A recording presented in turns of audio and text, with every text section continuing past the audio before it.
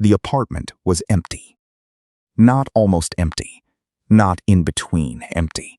Empty the way a place looks when everything that made it a home has already been carried out or thrown away. The mattress on the floor still had a sheet on it. The kitchen counter still had a box of off-brand cereal. And in the corner, 2 suitcases stood side by side, packed, zipped, ready, with nowhere to go. Elena Marsh sat on the floor with her back against the wall. Unit 3B, Millbrook Gardens, 380 square feet. Tomorrow morning, by law, that door would lock behind her for the last time. She was 24 years old. 3 knocks, slow, certain, the kind of knock that belongs to someone who has rehearsed what he is about to say. Elena didn't move at first. Landlords don't knock at 7:30 p.m. Neighbors don't knock like that. She stood, crossed the room, opened the door. A man in a dark suit stood in the hallway. Mid-40s, leather, briefcase, soft eyes behind wire-frame glasses.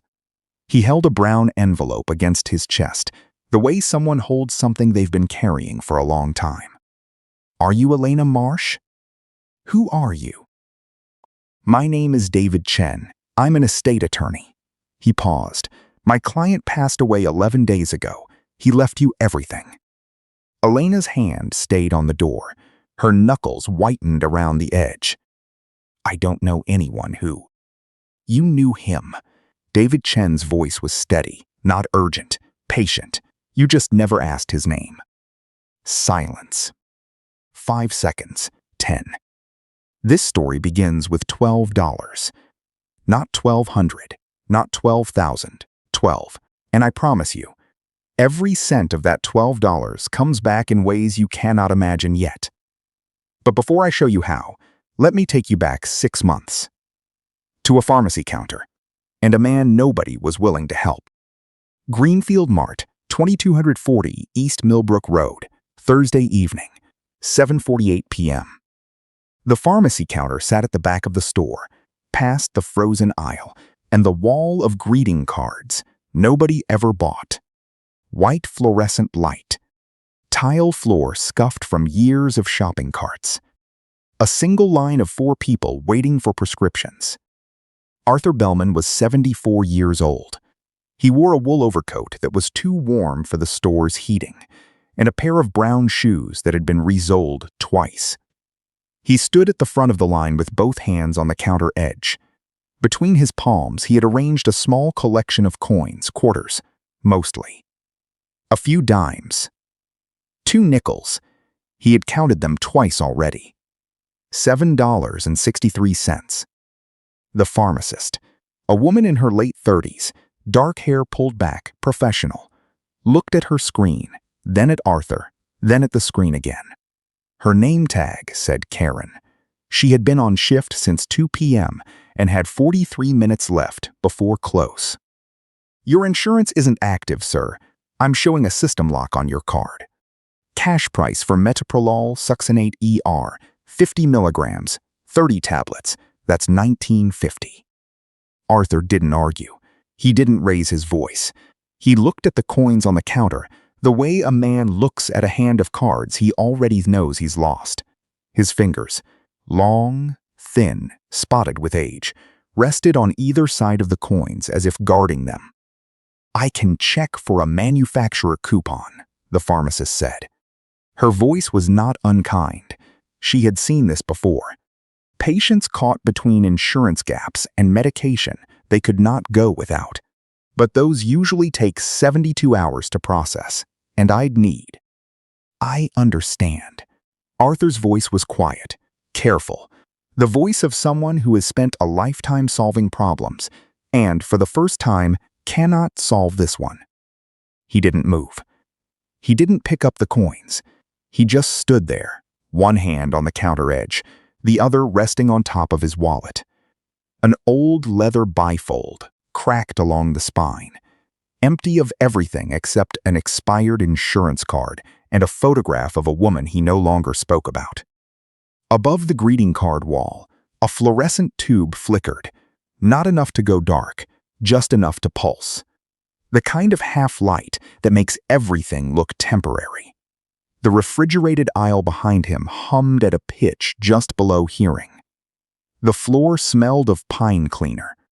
The industrial kind that doesn't smell like pine at all, but like the idea of clean in a building that never fully gets there. Arthur looked down at the coins again. He moved them with one finger, slowly, a quarter to the left, a dime forward, as if rearranging them would change the total. 763. He counted again, lips moving, no sound. 763. The math had not changed. It was not going to change. Behind the counter, the pharmacist turned her back to him for a moment and pressed both hands flat on the dispensing shelf. Her shoulders rose, fell. She had filled 114 prescriptions today. She had watched 9 people stare at a total they couldn't pay. She knew, the way anyone who works a counter long enough knows, that the system was not built for the man standing in front of her. But the register didn't have a button for that. The register had a price and a total and a gap between them that she was not authorized to close. She turned back around, professional, steady, but her jaw was tight. The overhead speaker crackled. Pharmacy will be closing in 15 minutes. Behind Arthur, 3 people stood in line. A woman with a toddler on her hip scrolled her phone. The toddler reached for a display of cough drops. The woman didn't look up. A man in a polo shirt checked his watch, shifted his weight from one foot to the other. He exhaled through his nose, the sharp kind, the kind that says I have somewhere to be. A teenager with earbuds stared at the ceiling, mouthing words to a song no one else could hear. And behind them, near the blood pressure machine bolted to the wall, a man in a gray jacket glanced at Arthur. Looked at the coins on the counter, looked at his own phone, looked away. Put his hands in his pockets and studied the vitamins display as if he had come here specifically for vitamin D. None of them moved. None of them saw the way his hand trembled on the counter edge. A slight, involuntary motion, barely visible. The kind of tremor that comes not from cold, but from something deeper. He didn't know it yet. But someone 30 feet away had already stopped scanning groceries. Lane 4. Register open. Light on. A customer mid-transaction. Half her items still on the belt. Elena Marsh stood behind the register in a sage green apron with the Greenfield Mart logo on the chest.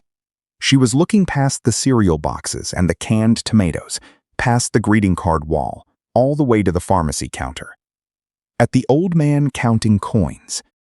She didn't think about it the way people think about decisions. She didn't weigh the cost. She didn't check her account balance. Although if she had, she would have seen $12.14. She didn't calculate what she would eat tomorrow, or how she would get Marcus through the rest of the week. She stepped out from behind the register, left the light on, left the customer mid-scan, 30 feet. That's how far she walked. The pharmacist saw her first. Elena set the money on the counter. A 10 and 2 ones, flattened carefully, placed next to Arthur's coins. I'd like to cover the rest. The pharmacist looked at Elena, looked at the apron, looked at the bills. You know him. No. 3 seconds of silence. The pharmacist glanced at the register total. $19.50. Arthur's coins, $7.63. Elena's bills, $12. That covers it. She paused. All of it. Elena didn't answer. The pharmacist printed the receipt. Elena took it, folded it once, and slid it into the smallest pocket of her wallet, the one behind her ID, where nothing else fit. Elena's mother had said something once, a long time ago, in a hospital room that smelled like antiseptic and the lavender lotion the nurses used on their hands. Elena was 7 years old, sitting on the edge of the bed, legs dangling. Watching her mother's face, because she didn't understand what the machines were for yet, only that they beeped and that her mother was tired. You'll never be poor as long as you can still give something away. Elena was 7. She didn't understand it then. She kept it anyway, the way children keep things, not in their minds, but in their bones. The pharmacist placed the white pharmacy bag on the counter. Small, white paper. Red cross printed on the side. Arthur picked it up with both hands. Not one, both. Someone picks up something they were not sure they would receive. He turned to Elena, looked at her. 5 seconds, no words. His eyes were gray, tired, but clear, and in them, something shifted. Something Elena didn't have a name for. Something she wouldn't recognize until much later when a lawyer placed a letter on her kitchen table. And she understood that some moments only reveal what they are after the person who lived them is gone. Arthur nodded once. Then he turned, walked to the glass door at the front of the store, and pushed it open. The evening air came in, cool, carrying the smell of wet asphalt. Elena watched him cross the parking lot, white bag in his right hand, left hand in his coat pocket. He didn't look back. She didn't ask his name. He didn't offer it. And for a while, that was the end of their story. Except it wasn't. Here is what you need to know about Elena Marsh. She had $0 in her bank account the morning after the pharmacy. Not almost zero. Zero. She had given everything she had to a man whose name she did not know for a prescription she could not pronounce. The next morning, she opened her banking app on a phone with a cracked screen. She looked at a number that confirmed what she already felt in the pit of her stomach. 0. 3 days until payday. 2 mouths to feed. 1 apartment, 380 square feet, Unit 3B, Millbrook Gardens, where she and her 16-year-old brother Marcus lived on a budget so thin you could see through it. Her rent was $1,100 a month. Her gross pay, 2 shifts at Greenfield Mart, 5 a.m. to 1 p.m.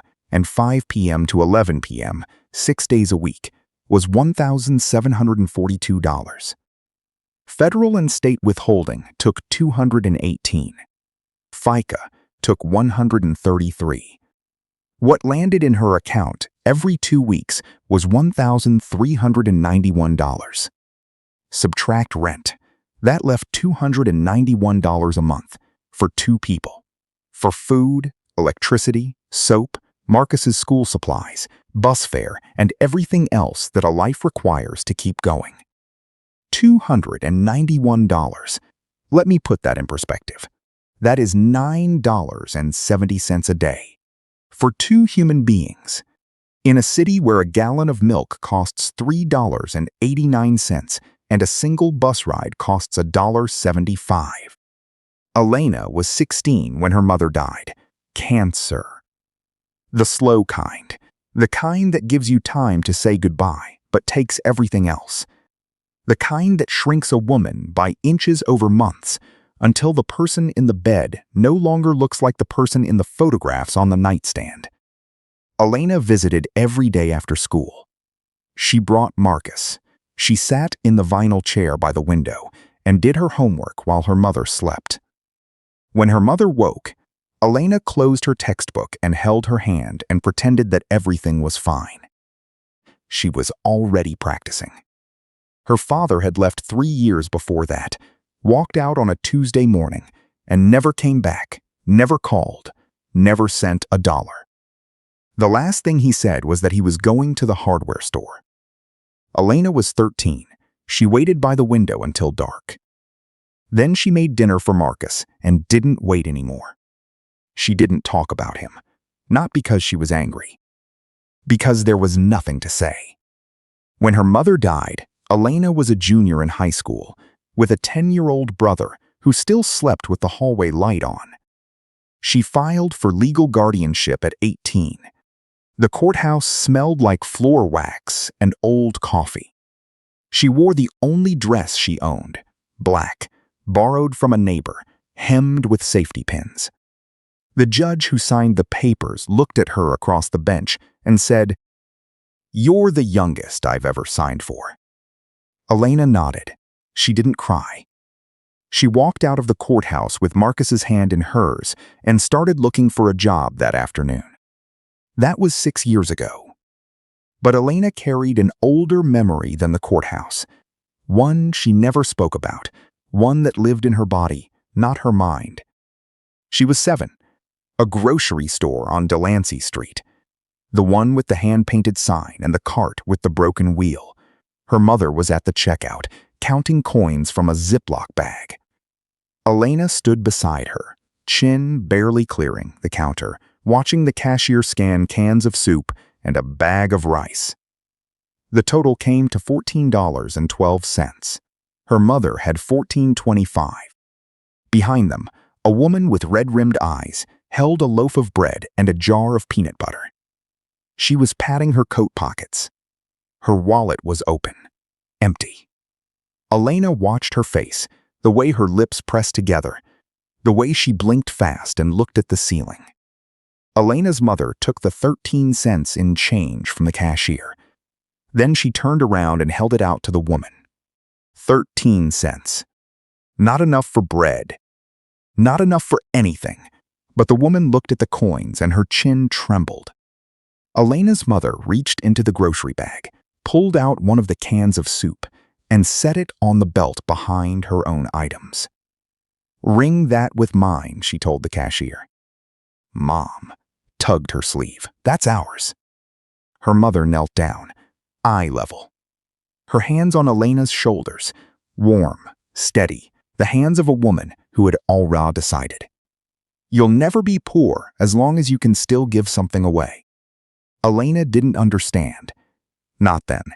But 17 years later, standing at a pharmacy counter with $12 and a stranger who couldn't pay, her hands moved before her mind did. The memory was in her fingers. Since then, Elena had built a life the way someone builds a wall, one brick at a time, no blueprint, just the stubborn belief that if she kept stacking, eventually it would hold. It held, barely, but it held. Her coworker at Greenfield Mart, a woman named Janelle, who worked lane 2, had offered her half a sandwich once during a break, turkey and Swiss on wheat. Elena could smell it from across the break room table. Her stomach tightened. She smiled. "I'm fine." Her manager, a tired man named Ray, who had been running the store for 11 years, once offered her a paycheck advance after she'd worked a double on Thanksgiving. He'd seen her eat nothing for 12 hours, just water from the fountain near the restrooms. "Elena, let me cut you a check for next week now. You can pay it back whenever." Elena looked at him the way she looked at everyone who tried to help, grateful and closed at the same time. "I'll make it work," she said.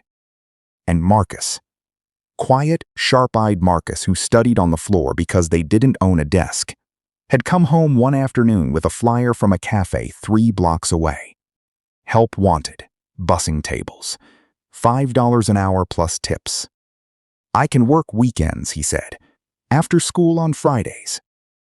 Elena didn't look up from the stove. "You're finishing junior year. That's it." "Elena." "That's it, Marcus." He didn't bring it up again, but he kept the flyer, folded it into his textbook. She found it later while packing his backpack. She didn't say anything. She put it back where she found it. Elena's locker at Greenfield Mart was number 11. Bottom row. The top corner was dented inward. Someone had slammed it years ago and nobody had fixed it since. Inside the door, taped at eye level, was a school photo of Marcus. Age 3, gap-toothed grin, blue background. The edges were curling. The tape was yellowing. Elena had looked at that photo every shift for 4 years. It was the only decoration she owned. Below that, on the shelf, a plastic container with a half portion of rice and whatever she had cooked the night before. Half for her, half for Marcus. She always packed his portion first, Whatever was left went into her container. Some days, whatever was left was not much. In the front pocket of her apron, Elena kept a small notebook, spiral-bound, 99 cents from the dollar store. One page had writing on it. 1. Mrs. Linden, $3. Cold medicine. January 14th. That was a debt. Elena did not borrow, she owed, and she wrote down what she owed. The rest of the notebook was blank, not because she had no expenses. Because she had made a rule. She would not take anything she could not record and repay. If you had asked Elena Marsh what she needed, at any point in the last 6 years, she would have given you the same answer. The same 7 words, delivered in the same flat, certain tone. The way someone recites something they've said so many times it has become a wall. I don't need anyone to save me. I just need one more shift. She believed it. That was the problem. 3 weeks after the pharmacy, a late notice appeared in Elena's mailbox. Cream-colored envelope. No return address needed. She recognized the logo. Millbrook Property Management, LLC. Overdue, $340. Late fee, $50. That $50 late fee was equal to 15 days of tips. She stood in the mailroom, holding the envelope and doing the math in her head. The kind of math that doesn't involve a calculator, just the quiet arithmetic of survival. She opened her wallet to put the notice inside, and there, tucked in the smallest pocket behind her ID, was the pharmacy receipt. $12. November 14th. She looked at it, ran her thumb along the fold, put it back. She kept it. She didn't know why. That week, Elena asked Ray for extra shifts. He gave her what he could, 5 a.m. to 1 p.m., then back at 5 p.m. to 11 p.m. She slept 4 hours a night, on the mattress on the floor, next to Marcus. Alarm set for 4:15 a.m. She woke in the dark, dressed in the dark. Walked to the bus stop at 4:38 a.m., breath visible in the November air. Hands in her jacket pockets because her gloves had a hole in the right thumb, and she'd thrown them away rather than buy new ones. She ate what was left after Marcus ate. She drank water from the tap because the filter had broken in September, and replacement cartridges cost $11 she didn't have. The water tasted like metal. She got used to it. For 3 weeks, she worked every shift Ray would give her. Her feet swelled.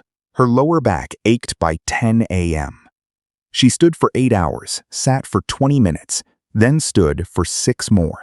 On her day off, Sunday, she cleaned the apartment, cooked meals for the week, and fell asleep at 7 p.m. sitting upright on the mattress with a calculator in her lap. She made the overdue payment. Barely. $390. The overdue rent plus the late fee handed in cash at the management office on the last possible day. The woman at the desk counted the bills, stamped the receipt, and didn't look up. But barely only works for so long. 6 weeks after the pharmacy, Marcus got sick. Elena came home from her morning shift and found him on the mattress, curled on his side, forehead slick with sweat. His t-shirt was damp. The sheet beneath him was twisted into a rope. She dropped her bag in the doorway, crossed the room in 3 steps, and pressed her hand to his face. Hot, not warm. Hot, the kind of heat that radiates through skin. Marcus. He opened his eyes, glassy, unfocused. "I'm fine," he said. His voice was sand. She almost laughed. Almost. Because he'd learned it from her. The same 2 words, the same flat delivery, the same lie. She dug through the bathroom drawer. No thermometer. They'd had one once, a digital one, but the battery had died in March, and she'd never replaced it. She walked to Mrs. Linden's door, apartment 3D. Mrs. Linden was 71 years old, 5 feet tall, and had lived in Millbrook Gardens longer than the building manager. She wore floral house dresses every day, even in winter. She had a thermometer. 103 degrees. Marcus needed fever medication. The store brand, acetaminophen, 36 tablets, cost $28. Elena had 25. She knew the exact number without checking. She always knew the exact number. She sat on the edge of the mattress and looked around the apartment. 380 square feet. There was almost nothing left to sell. The fan, a white oscillating tower fan she had bought secondhand for $15 the previous summer, was the only thing in the room worth anything. She unplugged it, carried it to Mrs. Linden's door. 25, she said. Mrs. Linden looked at the fan, looked at Elena, looked at the dark circles under Elena's eyes, and the way her collarbone pressed against the neck of her shirt, sharper than it had been 2 months ago. I'll give you 25 and 3 more. She disappeared into her apartment and came back with $25 in bills and 3 wrinkled ones on top. Elena shook her head. I only need. Take it, and don't argue with me. I'm 71. Elena took it. She walked to the store, bought the medication, came home, gave Marcus 2 tablets and a glass of water, and sat on the floor with her back against the wall. She sat there for a long time, listening to Marcus breathe, counting the rhythm of it, waiting for the medication to pull his temperature down. At 9:14 p.m. his forehead was cooler. Not cool. Cooler, she exhaled, a long, slow breath she hadn't realized she'd been holding. Then she opened her notebook, wrote, "Oh, $3, Mrs. Linden." She closed the notebook, put it back in her apron pocket. 2 entries now, 2 debts, $3 each, the sum total of everything Elena Marsh had ever accepted from another person. 200 miles east, in an apartment that smelled like Earl Grey and old paper, a man was looking at a photograph. Arthur Bellman's apartment was not what you might expect from a man with $4.1 million in a revocable living trust. There was no marble, no art on the walls, no sign of wealth at all, except the books. They were everywhere, on shelves that lined every wall, stacked on end tables, piled beside the armchair where Arthur spent most of his afternoons. 2,800 books collected over a lifetime. Engineering manuals next to poetry, thermodynamics next to Dickens. Margaret had always said he read the way other people breathed, constantly, unconsciously, as though stopping would be dangerous. Margaret. Her photo sat on the second shelf from the top, between a hardcover copy of Meditations by Marcus Aurelius and a folded white pharmacy bag with a red cross on the side. The bag. Arthur had kept it, folded it carefully, placed it next to the only photograph of his wife he could still look at without his chest tightening. He didn't know why he kept it either. But he suspected the reason was the same as Elena's reason for keeping the receipt. Some things are not objects, they are proof. On the desk in front of Arthur, a laptop, open. On the screen, a security camera still image, grainy, slightly overexposed from the pharmacy's fluorescent lights, frozen on the moment. A young woman in a sage green apron, arm extended, placing bills on a counter. Behind her, the blurred shapes of customers who did not move. Timestamp in the corner, 1948 and 32 seconds. Next to the laptop, a manila folder. The cover page, typed on plain white paper. Subject, unknown female, mid-20s, cashier.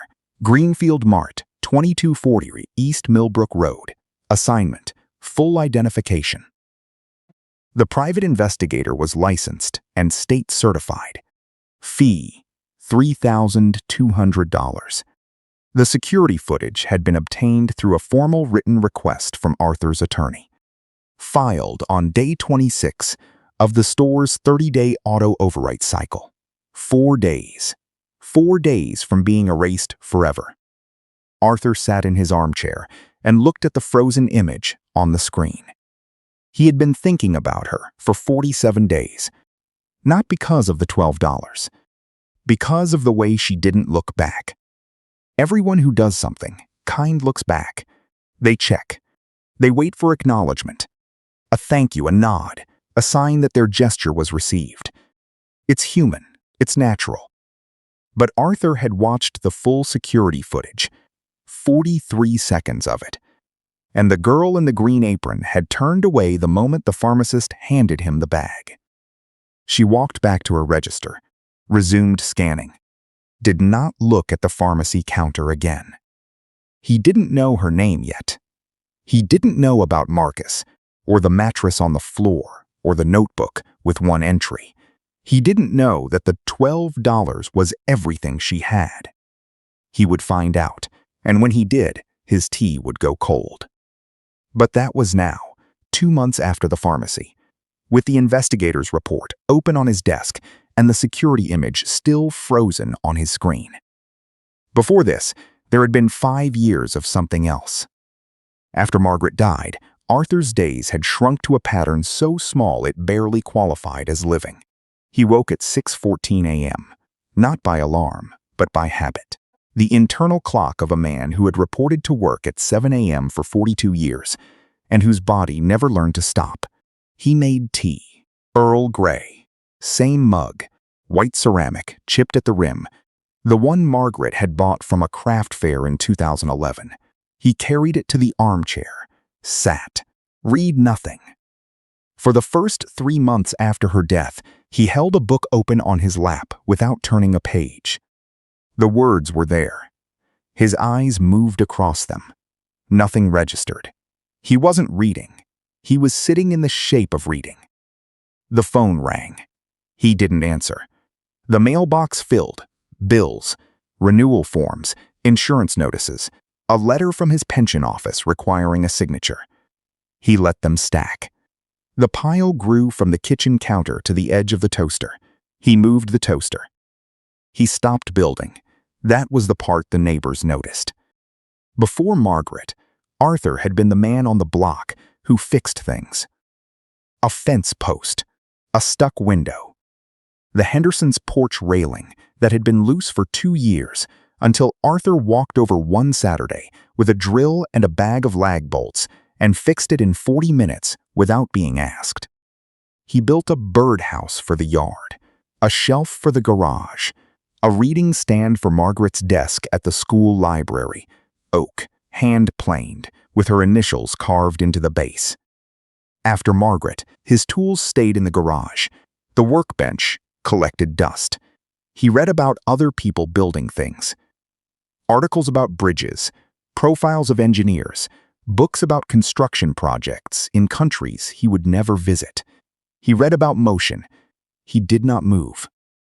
David Chen had suggested the private investigator. Arthur had called David 3 times before asking. The first 2 calls, he talked about the trust, about minor amendments, about nothing. The third call, he said it. I need to find someone. Who? Silence. 5 seconds. A girl at a pharmacy counter. I don't know her name. Arthur had never hired anyone for anything personal. He had never asked a stranger to find a stranger. The call to the investigator's office took him 2 attempts. The first time, he dialed the number, listened to it ring twice, and hung up. The second time, he stayed on. His voice was formal, stiff. The voice of a man who builds turbines for a living, but cannot explain why he needs to find a 24-year-old cashier who gave him $12. 3 months after the pharmacy, Greenfield Mart cut hours. Ray told her on a Monday. He stood behind the customer service counter, arms crossed, looking at the schedule pinned to the corkboard behind him. He didn't meet her eyes. Corporate's pulling back hours across all stores. Starting next week, everyone drops to 1 shift. He paused. I fought for you, Elena. I told them you were my best closer. They don't care. Not Elena's hours specifically. Everyone's. Corporate restructuring. Regional budget reallocation. The kind of language that means nothing to the people writing it and everything to the people living under it. Elena's schedule dropped from 2 shifts to 1, morning only, 5 a.m. to 1 p.m. Her gross pay fell from $1,742 to $1,070. Her rent did not fall. Her rent stayed exactly where it was, $1,100. 1,070 minus 1,100, -$30, before eating, before electricity, before anything. Elena stood in the break room after Ray told her and stared at the vending machine across from the lockers. Inside it, bags of chips for $1.50, granola bars for $1.25, a bottle of water for $2. She had stared at that machine 1,000 times without seeing it. Now she saw it. Now every price tag in the world had an edge. Marcus came home that afternoon with a cafe flyer. Different cafe this time. Same offer. Bussing tables. Weekends and after school. "I can start Friday," he said. His voice was careful. He'd rehearsed it. Elena could tell because he was standing straighter than usual and his hands were behind his back, the way he stood when he was presenting something in class. Elena was standing at the stove, stirring half a packet of ramen in a pot she'd owned since the apartment's first year. The other half of the packet was in a bowl on the counter. Marcus's portion. He didn't know she'd been splitting them. He thought they were eating the same amount.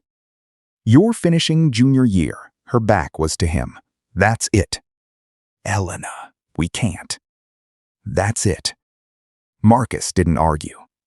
He picked up his textbook, sat on the floor, and opened it to where he'd left off. The pages turned. Elena listened to the sound, paper against paper, the rhythm of a boy who was still trying to build a future, even when the ground kept moving beneath him. She didn't eat that night. She told Marcus she'd had a late lunch at work. She hadn't. She'd had half a cup of coffee from the break room pot, the kind that's been sitting since morning, bitter and lukewarm, and a glass of water from the fountain. 200 miles east, Arthur received the full report.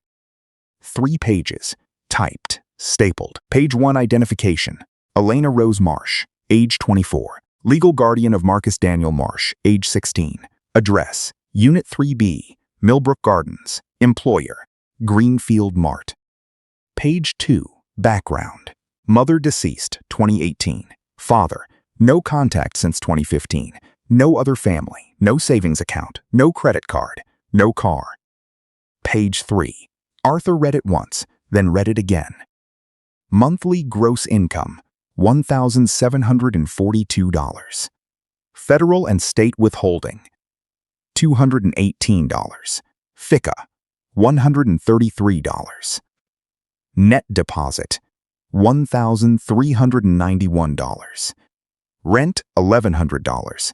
Remaining monthly budget for 2 persons, $291. Arthur set the page down, both hands flat on the table. The way someone presses down on a surface when the ground beneath them shifts. Silence. 5 seconds, 10, 15. His tea went cold. He didn't notice. He was staring at the number. $291 for 2 people. For a month. And out of that margin so thin a single emergency could tear through it, she had given $12 to a stranger at a pharmacy counter without hesitating, without asking his name, without looking back. Arthur turned his head, looked at the bookshelf, Margaret's photograph, the folded white pharmacy bag beside it. He didn't know Elena's mother. He had never heard the words she'd spoken in a hospital room 17 years ago. But sitting in his armchair, in an apartment full of books and silence and the fading scent of Earl Grey, Arthur Bellman understood the same truth that a dying woman had once whispered to a 7-year-old girl.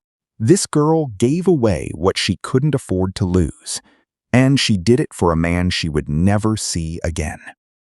Arthur picked up the phone and called his attorney. 4 months after the pharmacy. A 14-day notice appeared on Elena's door. Not in the mailbox. On the door, taped with packing tape, the thick, clear kind that resists pulling. The kind that says this is not a suggestion. Elena saw it when she came home from her shift at 1:47 p.m. The hallway smelled like cooking oil and laundry detergent. She stood 3 feet from her own door and read the notice without removing it first. 14-day notice to pay or quit. Total amount due, $2,640. Rent October and November, plus applicable late fees. Millbrook Property Management, LLC. $2,640. She might as well have been reading a number from astronomy. Elena peeled the notice from the door.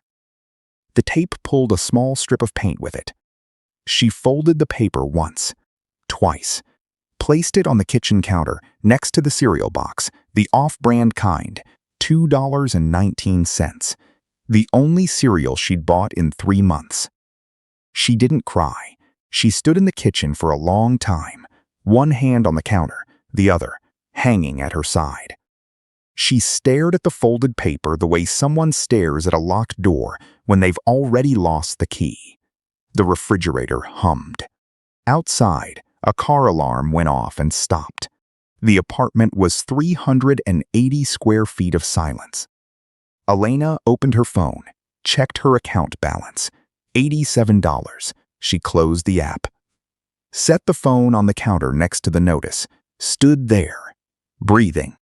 Marcus came home at 3:15. Backpack over one shoulder. He saw the paper before he saw Elena. He knew what it was. He was 16, not a child, and he'd seen late notices before. But this one was different. This one had a number on it that exceeded anything Elena could earn in a month, or 2 months, or 3.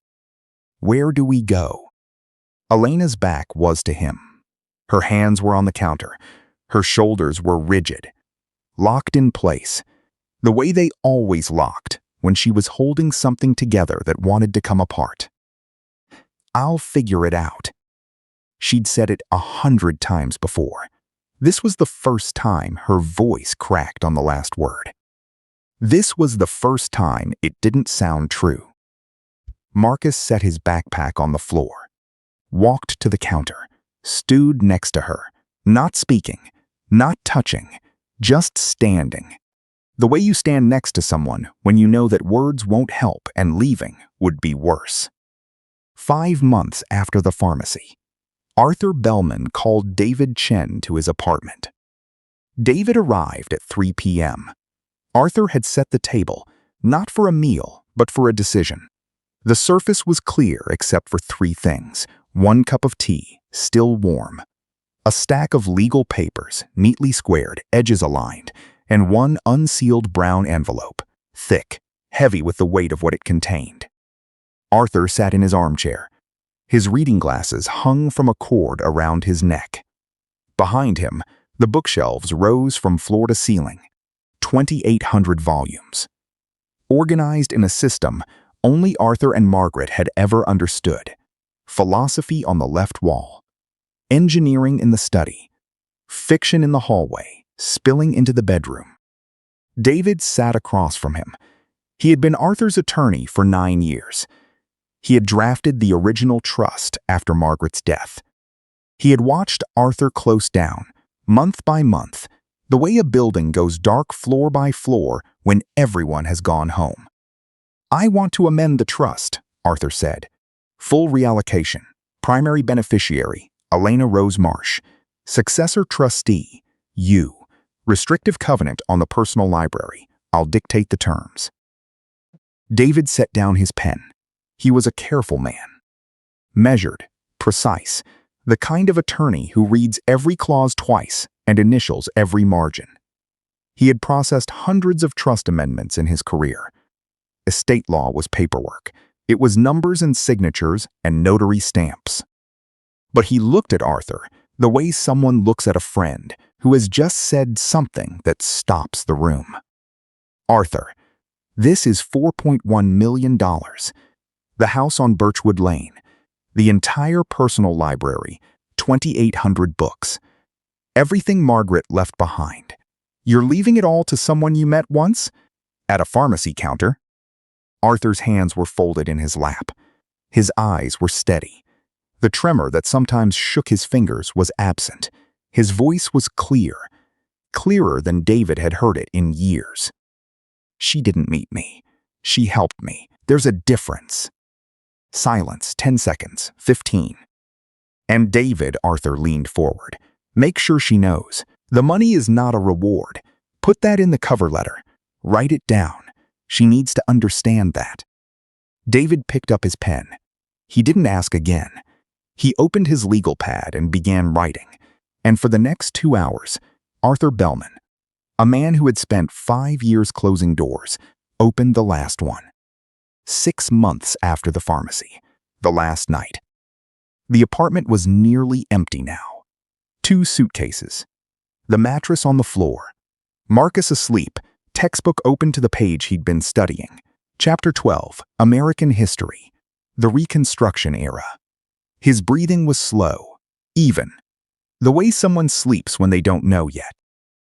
Elena sat on the floor, back against the wall, knees drawn up. She held the pharmacy receipt in both hands. $12. November 14th. The paper was soft now. 6 months of being folded and unfolded, tucked and retrieved, carried in the smallest pocket of her wallet like a keepsake she couldn't explain. For the first time in 6 months, she smiled. Not a big smile. Not the kind that reaches the eyes. The kind that happens when someone is holding something that has no monetary value left, no practical use, no reason to exist, and yet means more than anything else they own. That receipt had survived 6 months in the smallest pocket of her wallet. She still didn't know why she kept it. In about 90 seconds, she would. 3 weeks before this night, 200 miles east, Arthur Bellman sat at his writing desk. The desk was old, oak, scarred, the kind of desk that collects decades the way other furniture collects dust. He had bought it when Margaret was alive. She'd refinished the top with 3 coats of polyurethane and hadn't spoken to him for 2 days because he'd set a coffee mug on it before the last coat dried. He missed that, the anger, the coffee ring, the silence that was really just love wearing a frown. The apartment was quiet. The afternoon light came through the window at a low angle, catching the dust in the air, turning it gold. Arthur's tea sat on the table beside him, Earl Grey, as always, in the blue ceramic mug Margaret had bought at a craft fair in 1997. The mug had a chip on the rim. He drank from the chipped side. Every time. Arthur picked up a pen. A real pen, not a ballpoint, a fountain pen with blue-black ink that Margaret had given him for their 30th anniversary. The nib was 14-karat gold. The barrel was dark green. She had wrapped it in newspaper because she'd run out of wrapping paper, and he had kept the newspaper too, folded in the bottom drawer of this same desk. He opened a cream-colored envelope, removed 4 sheets of stationery, heavy stock, unlined, the kind they sell at stationery shops that are always about to close. And he began to write. Dear stranger. The pen moved slowly. His hand was steady at first, the letters precise, the spacing even. The handwriting of a man who had spent 42 years writing engineering specifications where a misplaced decimal could collapse a turbine. But by the 2nd page, the lines began to drift. By the 3rd, the letters leaned. By the 4th, the pressure was lighter, the ink thinner, as if his hand was running out of something that wasn't ink. He wrote 4 pages. It took him 2 days. On the first day, he wrote the beginning, the part about the 6 pharmacies, the part about noticing and moving. On the second day, he wrote the ending, the part about Margaret, the part about the $12, the part he had to stop twice to finish because his hand wouldn't stay still. He sealed the envelope on a Wednesday morning, wrote Elena on the front in careful letters, placed it inside the brown envelope with the trust documents and the key. Then he called David Chen and said, "It's ready." He passed away on Thursday, in his armchair, book open on his lap. Tea on the side table, still warm. The window was open. A breeze moved through the room, turning the page of the book he'd been reading. The book was Meditations. The tea was Earl Grey. Back to the last night. Elena on the floor, receipt in hand, 3 knocks, slow, certain. She stood, crossed the room, opened the door. David Chen, dark suit, leather briefcase, soft eyes behind wireframe glasses, brown envelope against his chest. "Are you Elena Marsh?" "Who are you?" "My name is David Chen. I'm an estate attorney. My client, Arthur Bellman, passed away 11 days ago." Elena's hand stayed on the doorframe. Her brow creased. The name meant nothing to her. "I don't know anyone named." "Greenfield Mart." David's voice was quiet, steady. "November 14th, the pharmacy counter." Silence. 3 seconds. Elena's grip on the doorframe loosened. Her lips parted, but no sound came. Behind her eyes, something moved. A memory surfacing. White bag. Both hands. A nod. "The man with the prescription." David nodded. "May I come in?" Elena stepped aside. David entered. He looked at the apartment, the 2 suitcases, the bare counter, the mattress on the floor where Marcus slept, and his expression didn't change. But his hand tightened on the briefcase. He sat at the kitchen counter. Elena sat across from him. The eviction notice was still there, folded between them.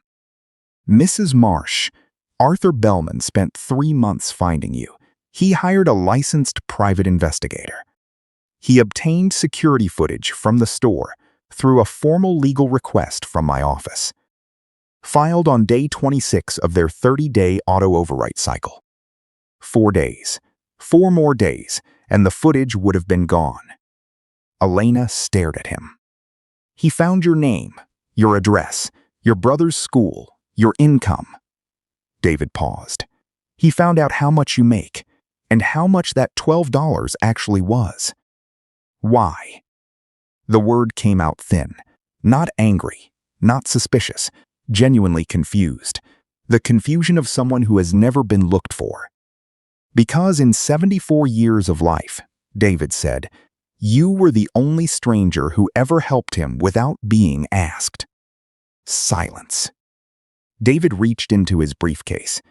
He sent 3 certified letters to this address over the past 2 weeks. All 3 came back. Addressee relocated, no forwarding address. He looked at her. "I wasn't sure you'd still be here." He paused, set his hands on the counter. The search took longer than he expected. The security footage from the pharmacy was grainy. The store's cameras hadn't been upgraded since 2016. Resolution was 480 lines. The investigator couldn't read your name tag. He visited the store twice. The first time, the manager wouldn't release employee records without a subpoena. The second time, David's office sent a formal request. The investigator cross-referenced the shift schedule with the transaction log from Lane 4. "Your register," and narrowed it to 3 cashiers working that evening. 2 had been there for less than a month. 1 had been there for 4 years. Elena's hand was on the counter. Her fingers curled inward, slowly, the way someone's hand closes when they realize they're being described by a stranger who never met them. The first letter was sent here on April 29th. It came back stamped addressee unknown, return to sender. The second, May 5th, same stamp. The third, May 9th. David reached into the briefcase and placed a cream-colored envelope on the counter. It was crumpled at one corner. A red postal stamp across the front read, No forwarding address. Arthur kept all 3 returns on his desk. He didn't throw them away. He told me, if she moved, someone knows where she went. Elena stared at the returned envelope. Her throat worked. The disbelief of someone who has never been sought, who has spent 6 years making herself small enough to survive, and never once imagined that anyone would spend months and thousands of dollars trying to find her. "Tomorrow," Elena said. "We're out tomorrow." David placed the brown envelope on the counter. Thick, heavy. "Open it." Elena looked at the envelope, looked at David. Her hands didn't move. "Mrs. Marsh, please open it." She pulled the envelope toward her, opened the clasp, tilted it. 4 sets of legal papers slid out, each bound with a blue backing. A single key on a plain metal ring. And at the bottom, a small cream-colored envelope sealed, with 1 word on the front in blue-black ink.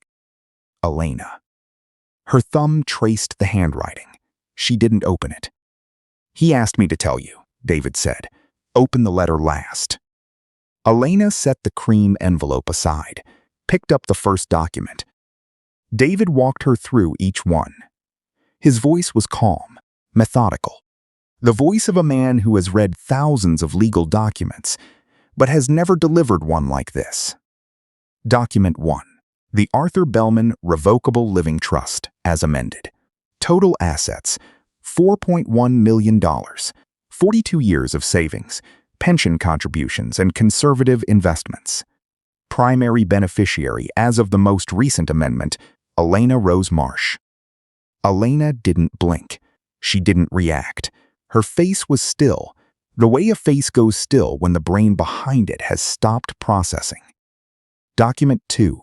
Property deed, 714 Birchwood Lane, 3-bedroom house, garden, fully paid off. Title transfers to you upon acceptance. Document 3. Personal property inventory, the personal library of Arthur Bellman. 2,800 books, collected over a lifetime. Document 4. Restrictive covenant. David looked at her. 1 condition, the library stays open. Anyone can read. No one pays. Elena's hands went flat on the counter. Both of them. Fingers spread, pressing down. The same gesture Arthur had made when he read the investigator's report. Palms down as if holding the world in place. A sound from behind her, a mattress shifting, bare feet on the floor. Marcus stood in the doorway of the only room. Textbook still in his hand, hair pressed flat on one side from the pillow. Eyes half open. 16 years old, wearing a t-shirt 2 sizes too big that used to belong to their mother. What's happening? Elena didn't turn. She couldn't. Her hands were flat on the counter, and her shoulders were shaking and tears fell. Silently, without sound, without the performance of crying. Just falling, the way water falls when something breaks. First time in the entire story. First time in 6 years. David reached into his briefcase one more time. He placed something on the counter between the legal documents. A single sheet of paper, a photocopy. Elena looked at it, her breath caught. A pharmacy receipt, $12, November 14th, a copy, not hers, but identical. Photocopied by the private investigator, obtained from the store's transaction log. He kept a copy, David said. His voice was thick now, careful, still, but thick. He wanted you to know he knew exactly how much it cost you. Silence. David told her the rest. Not as a lawyer, not with the detachment of someone reading a file. He told it the way you tell someone about a person who mattered, with weight, with pauses, with the kind of silence that means the speaker is choosing his words not for accuracy, but for truth. Arthur Bellman, 74 years old, mechanical engineer, 42 years at the same energy company. He built things that moved other things. Turbines, compressors, the invisible machinery that keeps power plants alive. Not flashy, not famous.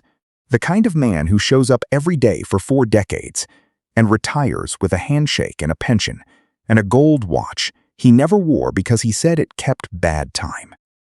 He lived in the same house for 31 years, 714 Birchwood Lane. Paid off the mortgage in 2009. Replaced the roof himself in 2012 because he was an engineer, and that's what engineers do. The neighbors knew him as the man who read on the porch. The mail carrier knew him as the man who always said good morning. The barista at the coffee shop 2 blocks away knew him as Earl Grey, no sugar, no milk. Margaret, married 38 years. She was a school librarian at Westfield Elementary. She was the one who started collecting the books. She was the one who said, "If we're not going to have children, we're going to have a library." And so they did. Every anniversary, instead of gifts, they bought each other books. 38 anniversaries, 76 books just from that tradition alone. She died in 2018. Pancreatic, fast, the fast kind. 8 weeks from diagnosis to the end. After Margaret died, Arthur closed everything. Not dramatically, not with anger or grief that anyone could see. He simply stopped going out, stopped reading for the first time in 60 years, stopped answering the phone, stopped opening the mail, which is how his insurance lapsed. An administrative error. A renewal form that needed to be signed and returned within 30 days. It sat on his kitchen counter, unopened, buried under other mail he hadn't touched. He never returned it. His insurance card locked. His trust held $4.1 million, but trust funds are not cash in your wallet. He couldn't walk into a pharmacy and swipe a trust. He told me once, David said, that after Margaret died, he stopped caring about staying alive. He took his medication because it was habit, the way you brush your teeth. Not because you want to, because you've been doing it so long your body just does it. He said he wasn't suicidal, he was just finished. David paused. Then he went to Greenfield Mart. Pharmacy counter. Thursday evening. And a girl who made $1,200 a month gave him her last $12 for a prescription he needed to keep his heart beating. Elena was still. Marcus was still. The apartment was silent except for the refrigerator hum and the distant sound of a car passing on the street outside. He told me. David's voice caught. He cleared his throat, started again. He told me, "She didn't save my life with medicine. She saved it by showing me that someone in this world still moves when they see a stranger in trouble." David looked at Elena. He started caring again after that night. Silence, long, deep. The kind of silence that isn't empty but full of everything no one in the room knows how to say. "Open the letter," David said softly. Marcus sat down next to Elena on the floor. Not the counter, the floor. Because that's where they'd always sat. On the floor of whatever apartment, whatever room, whatever space they'd been given. The floor was theirs. The floor was constant. Elena picked up the cream envelope, turned it over, slid her finger under the seal. The paper tore softly. 4 handwritten pages. Blue-black ink. Fountain pen. Arthur's handwriting, careful in the beginning, measured, the letters of an engineer who believed in precision. By the 4th page, the lines slanted. The pressure was lighter. The hand that wrote them was shaking. Elena read it aloud, quietly, almost to herself. But Marcus heard it. David heard it. And the room heard it, the way rooms hear things they'll hold forever. Dear stranger, I don't know your favorite color. I don't know if you like mornings or nights. I don't know why you were working 2 shifts at 24, or why your brother sleeps on the floor of a studio apartment, or why you never ask for help even when your wallet is empty. But I know one thing. I went to 6 pharmacies that week. 6. At every one, people saw me count my coins. At everyone, they looked away. Some moved to a different line. One pharmacist told me to try a free clinic 3 miles away. I don't drive anymore. My hands shake on the wheel. You were the only one who moved. Not the only one who noticed. I think other people noticed. I think the woman with the toddler saw me. I think the man in the polo shirt did too. But noticing and moving are different things. And you moved. I don't know why you did it. I spent 5 months trying to find out, and what I found made me rewrite everything. You work 14-hour days. You haven't bought yourself anything in 2 years.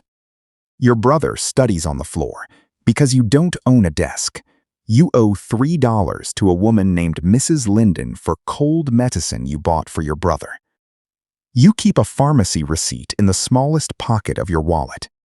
I kept one too, on my shelf, next to Margaret. Elena's voice caught. She pressed her lips together, breathed, continued. She would have liked you. She was a librarian. She believed that the right book at the right time could change a life. I believed that the right person at the right time could change everything.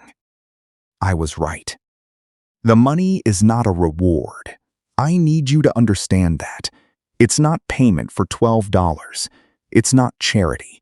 It's what happens when someone reminds an old man that the world still has people who move. You moved. For a stranger. When no one was watching. When it cost you everything you had. When you could have looked away, and no one would have known. Not the pharmacist. Not the people in line. Not even me. I would have walked out of that store and gone home and taken half a dose and gone to sleep. And never known that anyone in the world cared whether I lived or died. But you moved. And I need you to know something, that $12 kept me alive. Not the medication, me, the man, the part of me that Margaret married. The part that reads books and fixes things and believes that people are, at their core, better than they have any reason to be. You brought that back. The richest person I ever met had $12 to her name. Arthur Bellman. Silence. 5 seconds, 10, 15. Elena folded the letter. Pressed it to her chest with both hands. The way Arthur had held the white pharmacia bag. The way someone holds something that is now the most important thing they have ever owned. Her eyes closed, tears on her face, silent. Marcus put his arm around her. No words. His chin on her shoulder, his hand on her arm. 16 years old, holding his sister the way she had held him for 6 years. Without asking, without being asked. Just there. Arthur's words hung in the air. The richest person I ever met had $12 to her name. And somewhere, in a place that exists between memory and the present, a woman in a hospital bed whispered to a 7-year-old girl, "You'll never be poor as long as you can still give something away." The same truth, 2 voices. 17 years apart. Finding each other in a 380-square-foot apartment on the last night before the door would have locked forever. 3 months later. The Arthur Bellman Community Library opened on a Saturday in September. The weather was warm, the sky was clear, and at 714 Birchwood Lane, a 3-bedroom house with a garden and a front porch that Arthur had never sat on because Margaret was the one who liked porches. A line of people waited at the front door. The books filled every room, 2,800 of them, organized on shelves that Arthur had built himself decades ago. The shelves of an engineer, level to the millimeter, sanded smooth, stained dark walnut, because Margaret said dark walnut looked like it belonged in a real library.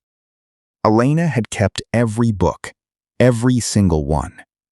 She hadn't removed a title, hadn't reorganized a shelf, hadn't changed the system that Arthur and Margaret had built together over 38 years. The only addition was a children's reading corner in the front room, 3 beanbag chairs, a low shelf of picture books, and a hand-painted sign that read, "Start Here." Children sat on the floor in the front room, cross-legged, books open in their laps. A girl in braids read Charlotte's Web with her lips moving. A boy in a school uniform turned pages so fast his friend next to him said, "Slow down." A retired teacher from the neighborhood volunteered 3 mornings a week. A college student shelved returns on Saturdays. Elena stood in the doorway and watched them. She didn't speak. She just stood there, in a house that had been a stranger's, in a library that had been a wish, in a life that had been impossible 90 days ago, and watched children read books on the floor. The floor.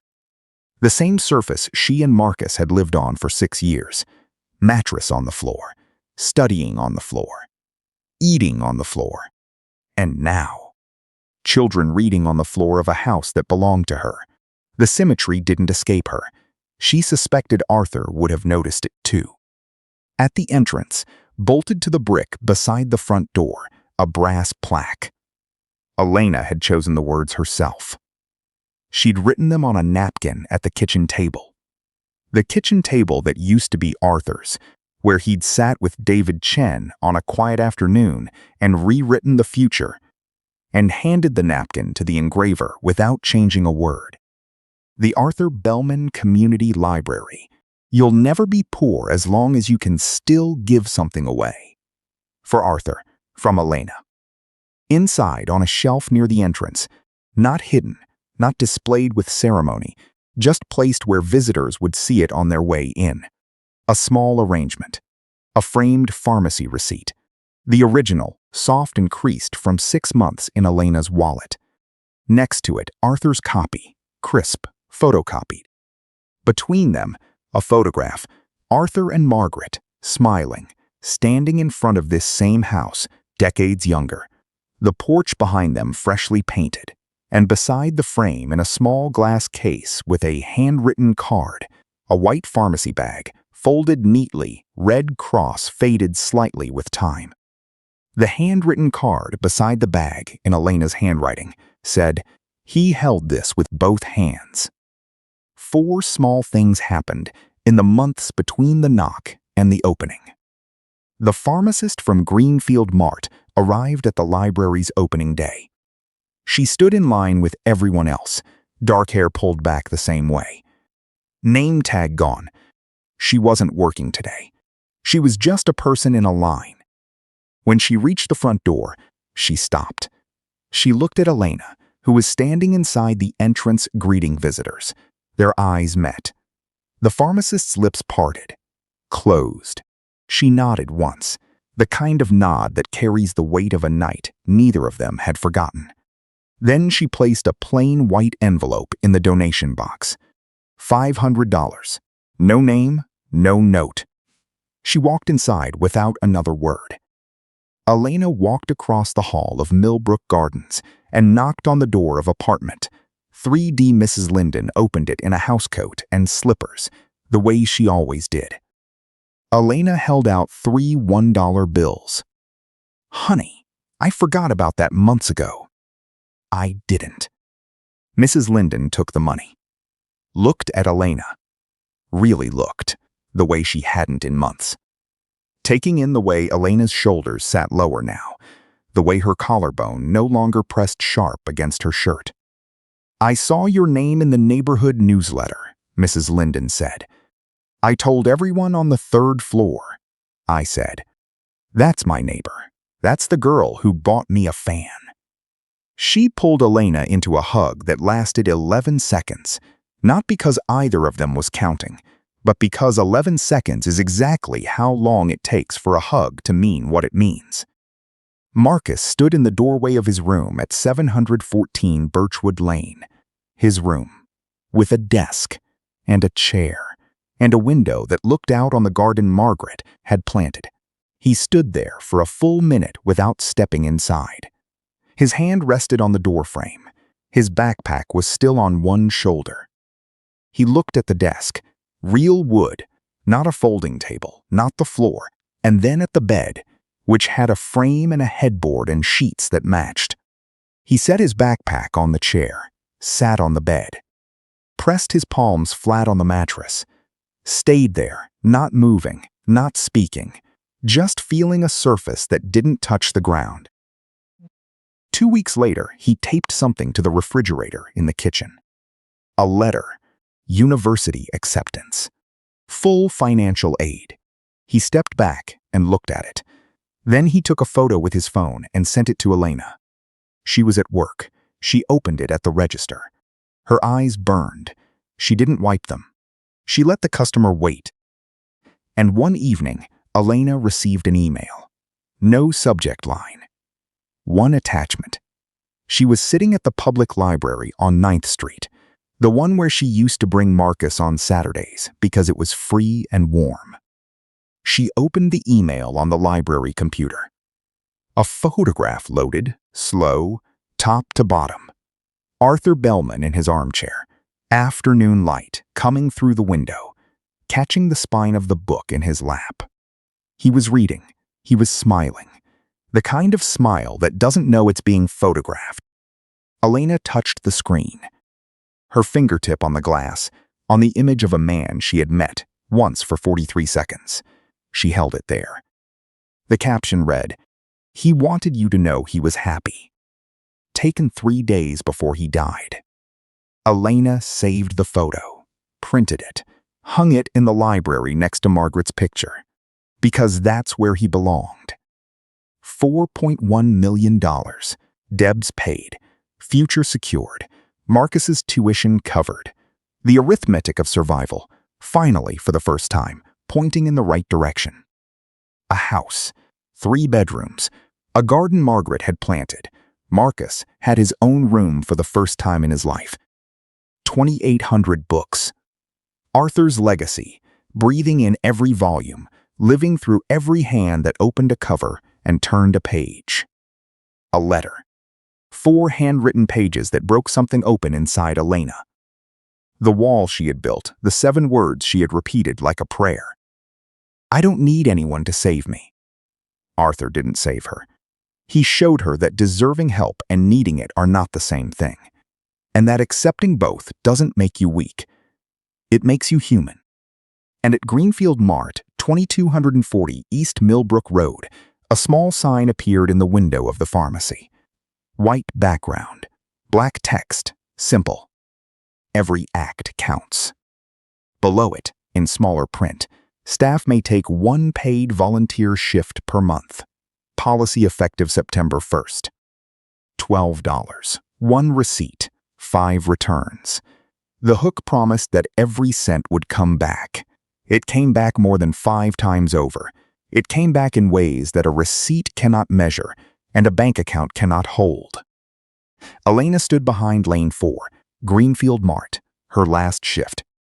The sage green apron hung on her the way it always had. Slightly too long. The strings tied twice around her waist because she was thin, and the apron was made for someone bigger. The register hummed. The conveyor belt was still. The light above her lane was on, but no customers were waiting.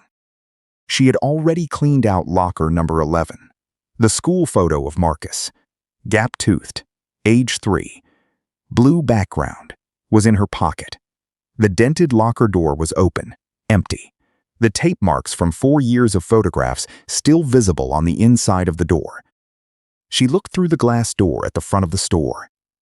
The same glass door Arthur had walked through 6 months ago, white bag in his right hand, left hand in his coat pocket. The parking lot beyond it was half empty.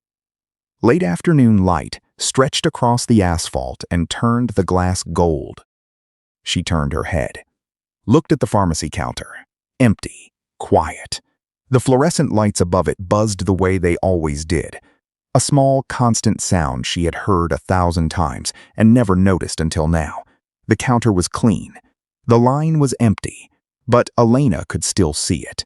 The coins arranged between 2 hands, the white bag, the nod. Janelle from lane 2 walked past, stopped. You okay? Elena smiled. A real one this time. I'm fine. For the first time in 6 years, it was true. Elena untied her apron, folded it, neatly, carefully, the way someone folds something they are choosing to put down, not something they are throwing away. She set it on the counter next to the register, placed her hand on it for a moment, felt the worn cotton under her palm, then lifted her hand. She walked through the glass door. The evening air came in, warm, carrying the smell of cut grass and pavement. She stepped outside. She didn't look back. The door closed behind her. Arthur Bellman lived 74 years. He built bridges. He fixed turbines. He read 2,800 books. He loved one woman for 38 years and missed her for 5. He drank Earl Grey every afternoon and used a fountain pen because Margaret gave it to him, and he never found a reason to use anything else. But he told his lawyer. On a quiet afternoon, in an apartment full of books, with a folded white pharmacy bag on the shelf next to the only photograph he could still look at, that the most important thing that ever happened to him happened at a pharmacy counter, on a Thursday, at 7:48 p.m. It cost $12. I want to ask you something, and I don't want you to answer it now. I want you to carry it with you. When was the last time you moved for a stranger when no one was watching?